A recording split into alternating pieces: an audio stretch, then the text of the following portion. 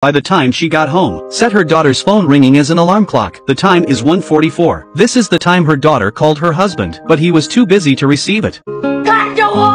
She accuses her husband of incompetence. What a great father. Your daughter asks for help again. You could have ignored her. You're an accomplice. She was devastated. She thought they were both murderers. She screamed, and that's when her husband told her, "Let's go back together to where her daughter went to school." She calmed down instantly. She had been waiting for this for a long time. She told her husband to pack his things right away. They decided to blow up everyone on the bus. The husband applied for a job with the bus company and asked to drive bus number 45. The manager was quick to say yes. He went back to the garage and thought it was incredible. The manager didn't remember him anymore, but once he had personally given the compensation, his daughter had only been gone for 174 days. How could they forget all that? These people are all rubbish. They say time is the best medicine. All scars can be healed. The husband's can be healed, but the wife's will never be healed. 4 years later, the wife set the garage on fire. Turns out she'd been working on a bomb. Timed bombs. It went off at 1:45 on the day her daughter died. She finally succeeded. Finally she could blow up the gang. She smiled a smile she hadn't seen in a long time. She hadn't smiled in 4 years. But her husband couldn't be happy. He'd given up on the words in his mind. He said he dreamed of Meng Meng. She said, "Let's live well. Tomorrow is the Qingming festival." The husband proposed to go and see Meng Meng again. The wife was completely disappointed in him. This is a blatant betrayal.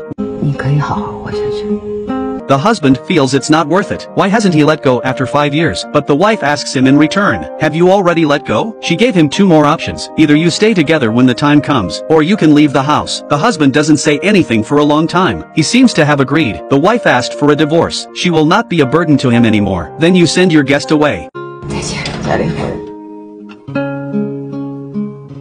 But when the day came, the husband didn't leave. He was still driving the 45 bus. He was torn. The 2 men looked at each other for a while, but he opened the door anyway and let his wife in. The couple looked at each other. She was fully dressed, but it was still awful. The husband grinned. They didn't say a word, but their hearts were already linked. Mo was waiting for them up ahead, but they didn't even know. Someone had stopped them 23 times and failed 23 times. Finally, this time they saved the whole car. But Officer Zhang was killed. But Officer Zhang died and failed to vindicate Meng Meng's wrongdoing. No one even knows what happened to Meng Meng at that time. This is not the end of the story. Meng Meng's killer has yet to be found. Her parents have not been able to untie the knot. Meng Meng will give them another chance, but maybe this time would be the last.